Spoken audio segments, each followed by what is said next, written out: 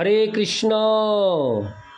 আজ 2রা ভাদ্র 1432 19 আগস্ট 2025 মঙ্গলবার একাদশী অন্নদা বা অজা। এই অন্নদা একাদশীর দিনে আমি ভাগবতম পাঠ করছি। আজ আমি পাঠ করছি ভাগবতমের 4th স্কন্দ 2য় ভাগ 21 অধ্যায় পৃথু মহারাজের উপদেশের শ্লোক 44 থেকে 48। নারায়ণ হে নারায়ণ ভবভয়হরণম নারায়ণ। শ্লোক 44। গুণায়নং শিলধনং কৃতজ্ঞং বৃদ্ধাশ্রয়ং সংবৃণতে হনু সম্পদ প্রসীদ তাং ব্রহ্মকুলং গবাং চ জনার্দন সানুচরস্য মহম। অনুবাদ: যিনি ব্রাহ্মণোচিত গুণাবলী অর্জন করেছেন, যার একমাত্র সম্পদ হচ্ছে তার সৎ আচরণ, যিনি কৃতজ্ঞ এবং যিনি অভিজ্ঞ ব্যক্তিদের শরণাগত, তিনি পৃথিবীর সমস্ত সম্পদ প্রাপ্ত হন। আমি তাই বাসনা করি যে পরমেশ্বর ভগবান ও তার পার্শ্বদেরা যেন গাভীসহ আমার প্রতি প্রসন্ন হন। তাৎপর্য: নমো ব্রহ্মণ্য দেবায় গো ব্রাহ্মণ্য হিতায় চ। এই প্রার্থনার দ্বারা ভগবান পূজিত হন। তার ফলে স্পষ্টভাবে বোঝা যায় যে পরমেশ্বর ভগবান ব্রাহ্মণ্য সংস্কৃতি ও গাভীদের শ্রদ্ধা করেন এবং রক্ষা করেন। পক্ষান্তরে বলা যায়, যেখানে ব্রাহ্মণ ও ব্রহ্মণ্য সংস্কৃতি রয়েছে, সেখানেই গোপালন ও গোরক্ষা হয়। যেই সমাজে অথবা সভ্যতায় ব্রাহ্মণ নেই অথবা ব্রহ্মণ্য সংস্কৃতি নেই, সেখানে মানব সভ্যতার সর্বনাশ সাধন করে গাভীদের সাধারণত পশু বলে মনে করে হত্যা করা হয়। পৃথু মহারাজ যে এখানে গবাম শব্দটি উল্লেখ করেছেন তা গুরুত্বপূর্ণ, কারণ ভগবান সর্বদাই গাভী ও ভক্তদের সঙ্গে থাকেন। ছবিতে ভগবান শ্রীকৃষ্ণকে সবসময় গাভী, গোপ বালক ও গোপ বালিকাদের সঙ্গে দেখা যায়। পরমেশ্বর ভগবান শ্রীকৃষ্ণ কখনোই একলা থাকতে পারেন না। তাই পৃথু মহারাজ সানুচরস্য শব্দটির মাধ্যমে ইঙ্গিত করেছেন যে পরমেশ্বর ভগবান সর্বদাই তার অনুগামী ও ভক্তদের সঙ্গে থাকেন। দেবতাদের সমস্ত গুণাবলী ভগবদ ভক্ত অর্জন করেন। তিনি গুণায়নম, সমস্ত সদ্গুণের আধার। তার একমাত্র সম্পদ হচ্ছে সদ্গুণাবলী এবং তিনি কৃতজ্ঞ। ভগবানের কৃপার জন্য তার প্রতি কৃতজ্ঞতা প্রকাশ ব্রাহ্মণ ও বৈষ্ণবদের একটি গুণ। পরমেশ্বর ভগবানের প্রতি সকলেরই কৃতজ্ঞতা অনুভব করা উচিত, কারণ তিনি সমস্ত জীবদের পালন করছেন এবং তাদের সমস্ত আবশ্যকতাগুলি সরবরাহ করছেন। বেদে কঠোপনিষদ 2:2-13 উল্লেখ করা হয়েছে, একো বহুনাং যো বিদধাতি কামানঃ। এক পরমেশ্বর ভগবান জীবের সমস্ত আবশ্যকতাগুলি সরবরাহ করছেন। তাই যে সমস্ত জীব পরমেশ্বর ভগবানের প্রতি কৃতজ্ঞ, তারা নিশ্চিতভাবে সমস্ত সদ্গুণের দ্বারা গুণান্বিত। এই শ্লোকে বৃদ্ধাশ্রয়ম শব্দটি অত্যন্ত তাৎপর্যপূর্ণ। বৃদ্ধ শব্দটি প্রাজ্ঞ ব্যক্তিকে বোঝায়। বৃদ্ধ 2 প্রকার, বয়োবৃদ্ধ ও জ্ঞানবৃদ্ধ। যিনি জ্ঞানবান তিনি প্রকৃতপক্ষে বৃদ্ধ। জ্ঞানবৃদ্ধ কেবল বয়সে প্রবীণ হলেই বৃদ্ধ হয় না, বৃদ্ধাশ্রয়ম, যিনি জ্ঞানবান গুরুজনের আশ্রয় করেন, তিনি ব্রাহ্মণোচিত সমস্ত সদ্গুণ অর্জন করেন এবং তিনি সৎ আচরণ শিক্ষা লাভ করতে পারেন।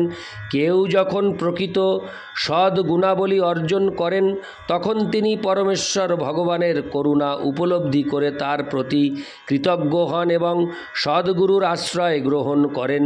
তিনি তখন সমস্ত ঐশ্বর্য প্রাপ্ত হন। সেই প্রকার ব্যক্তি হচ্ছেন ব্রাহ্মণ বা বৈষ্ণব। পৃথু মহারাজ তাই পার্ষদ, ভক্ত, বৈষ্ণব ও গাভীসহ পরমেশ্বর ভগবানের কৃপাশীর্বাদ প্রার্থনা করেছেন। ইতি শ্লোক 44। শ্লোক 45। মৈত্রেয় উবাচ ইতি ব্রুবাণং নৃপতিং পিতৃদেবদ্বিজাতয় তুষ্টুবুর্হৃষ্টমনসো সাধুবাদেন সাধব। মহর্ষি মৈত্রেয় বললেন, পৃথু মহারাজের সেই সুন্দর বাণী শ্রবণ করে সেই সভায় উপস্থিত সমস্ত দেবতা, পিতৃব্রাহ্মণ ও সাধু মহাত্মারা তাকে অভিনন্দন জানিয়ে তাদের শুভেচ্ছা জ্ঞাপন করেছিলেন। তাৎপর্য: হরে কৃষ্ণ, কোনো সবাই কেউ যখন খুব সুন্দরভাবে ভাষণ দেন তখন শ্রোতারা সাধু সাধু শব্দে তাদের শুভেচ্ছা জ্ঞাপন করে তাকে আলিঙ্গন জানান। তাকে বলা হয় সাধুবাদ। সেই সভায় উপস্থিত সমস্ত মহর্ষি, পিতৃ ও দেবতারা পৃথু মহারাজের ভাষণ শ্রবণ করে সাধু সাধু বলে তাদের শুভেচ্ছা ব্যক্ত করেছিলেন। তারা সকলে পৃথু মহারাজের সৎ উদ্দেশ্য সমর্থন করেছিলেন এবং সম্পূর্ণরূপে প্রসন্ন হয়েছিলেন। ইতি শ্লোক 45। শ্লোক 46। পুত্রেণ জয়তে লোকানীতি সত্যবতী শ্রুতি ব্রহ্মদণ্ড হত পাপ যদ্দেন হত্যতরোত্তম। অনুবাদ: তারা সকলে ঘোষণা করেছিলেন যে পুত্রের কর্মের দ্বারা পিতা স্বর্গলোক সমূহ জয় করতে পারেন। এই হিতবাক্য সার্থক হয়েছে যেহেতু ব্রহ্ম শাপের ফলে নিহত পাপী বেন ও তার পুত্র মহারাজ পৃথুর দ্বারা অন্ধকারাচ্ছন্ন নরক থেকে নিস্তার পেল। তাৎপর্য: বেদের বর্ণনা অনুসারে পুত নামক একটি নরক রয়েছে এবং সেই নরক থেকে যে উদ্ধার করে তাকে বলা হয় পুত্র। তাই বিবাহের উদ্দেশ্য হচ্ছে পুত্র লাভ করা। যে পিতাকে পুত নামক নরকে পতিত হলেও উদ্ধার করতে পারবে। পৃথু মহারাজের পিতা বেন ছিল অত্যন্ত পাপী এবং তাই ব্রাহ্মণদের অভিশাপে তার মৃত্যু হয়েছিল। এখন সেই সভায় উপস্থিত সমস্ত মহাত্মা, ঋষি ও ব্রাহ্মণেরা পৃথু মহারাজের জীবনের মহান উদ্দেশ্য সম্বন্ধে শ্রবণ করে নিশ্চিতভাবে অনুভব করেছিলেন যে বেদের বাণী পূর্ণরূপে সার্থক হয়েছে। বেদে নির্দেশ দেওয়া হয়েছে যে বিবাহে পত্নীর পাণিগ্রহণের উদ্দেশ্য হচ্ছে উপযুক্ত পুত্র সন্তান লাভ করা, যে তার পিতাকে নরকের অন্ধতম প্রদেশ থেকে উদ্ধার করতে পারবে। বিবাহের উদ্দেশ্য ইন্দ্রিয় তৃপ্তি নয়, পিতার উদ্ধারকারী সুযোগ্য পুত্র সন্তান লাভ করা। কিন্তু পুত্র যদি অযোগ্য অসুর হয়ে যায় তাহলে সে পিতাকে কিভাবে নরক থেকে উদ্ধার করবে? তাই পিতার কর্তব্য নিজে বৈষ্ণব হয়ে পুত্রদেরও বৈষ্ণব হওয়ার শিক্ষা দেওয়া। তাহলে পিতা যদি ঘটনাক্রমে পরবর্তী জীবনে নরকে পতিতও হয়, তার সুযোগ্য পুত্র তাকে উদ্ধার করতে পারবে, ঠিক যেমন পৃথু মহারাজ তার পিতাকে উদ্ধার করেছিলেন। ইতি শ্লোক 46। শ্লোক 47। হিরণ্যকশিপুশ্চাপি ভগবন্নিন্দয়াতম বিবিক্ষুরোত্তগাৎ শূনো প্রহ্লাদস্যানুভাবত। অনুবাদ: তেমনি হিরণ্যকশিপু পরমেশ্বর হরে কৃষ্ণ তেমনি হিরণ্যকশিপু পরমেশ্বর ভগবানের শ্রেষ্ঠত্ব অস্বীকার করার পাপে নরকের গভীরতম অন্ধকার প্রদেশে প্রবিষ্ট হয়েছিল।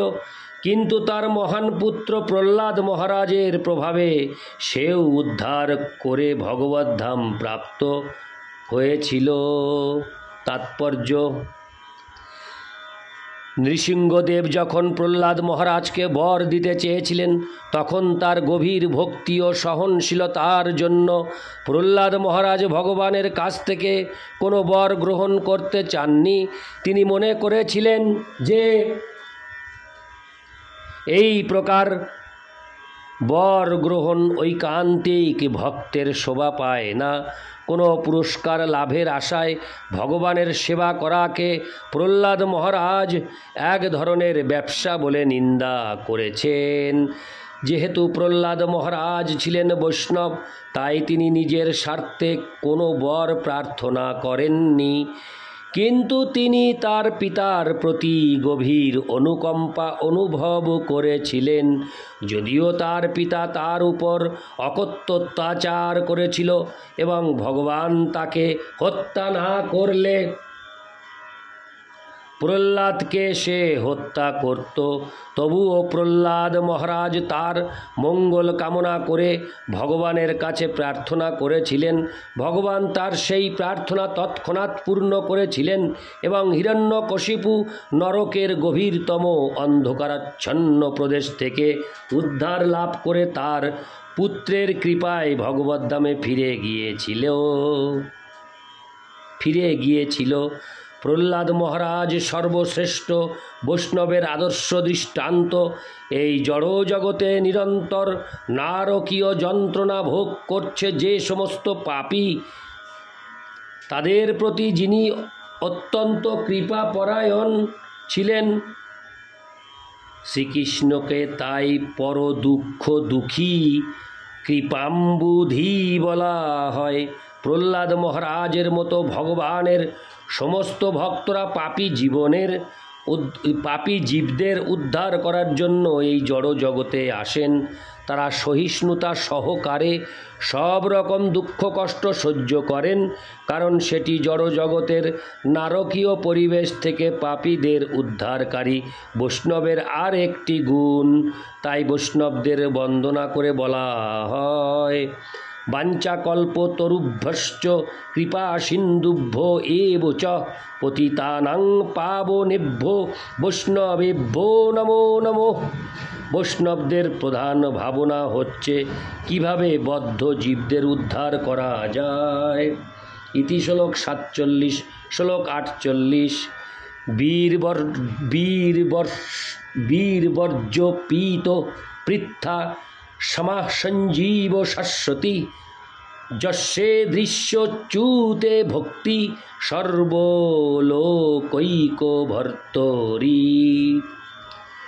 সমস্ত সাধু ব্রাহ্মণেরা পৃথু মহারাজকে সম্বোধন করে বললেন, হে বীর শ্রেষ্ঠ, হে পৃথিবীর পিতা, আপনি দীর্ঘায়ু হন, কারণ আপনি সমগ্র জগতের প্রতি অচ্যুত পরমেশ্বর ভগবানের প্রতি অত্যন্ত ভক্তিপরায়ণ। তাৎপর্য: সবাই উপস্থিত সাধুরা পৃথু মহারাজকে দীর্ঘ জীবন লাভ করার আশীর্বাদ দিয়েছিলেন, কারণ তিনি পরমেশ্বর ভগবানের প্রতি ঐকান্তিক শ্রদ্ধা ও ভক্তিপরায়ণ ছিলেন। যদিও মানুষের আয়ু সীমিত, তবুও কেউ যদি সৌভাগ্যবশত ভগবানের ভক্ত হন, তাহলে তিনি জীবনের জন্য নির্দিষ্ট স্থিতিকাল অতিক্রম করেন। কখনো কখনো যোগীরা অবশ্য দেহত্যাগ করেন তাদের ইচ্ছা অনুসারে, জড়া প্রকৃতির নিয়ম অনুসারে নয়। ভক্তের আর একটি বৈশিষ্ট্য হচ্ছে যে ভগবানের প্রতি অবিচলিত ভক্তিপরায়ণ হওয়ার ফলে তিনি চিরকাল জীবিত থাকেন। বলা হয় যে কীর্তির্যস্য সজীবতি, যিনি সৎকীর্তি রেখে যান তিনি চিরকাল জীবিত থাকেন। বিশেষ করে যিনি ভগবদ ভক্ত হওয়ার খ্যাতি অর্জন করেছেন তিনি নিঃসন্দেহে চিরকাল জীবিত থাকেন। রামানন্দ রায়ের সঙ্গে যখন শ্রী চৈতন্য মহাপ্রভুর আলোচনা হয়েছিল, তখন শ্রী চৈতন্য মহাপ্রভু তাকে জিজ্ঞাসা করেছিলেন, কীর্তিগণ মধ্যে জীবের কোন বড় কীর্তি? রামানন্দ রায় উত্তর দিয়েছিলেন, কৃষ্ণ ভক্ত বলিয়া যাহার হয় খ্যাতি, কারণ ভক্ত কেবল নিত্যকাল বৈকুণ্ঠ লোকেই বাস করেন না। কারণ ভক্ত কেবল নিত্যকাল বৈকুণ্ঠ লোকেই বাস করেন না, এই জড় জগতেও তিনি তার খ্যাতির দ্বারা চিরকাল জীবিত থাকেন। ইতি শ্লোক 48। নারায়ণ হে নারায়ণ ভবভয় হরণম নারায়ণ। হরে কৃষ্ণ।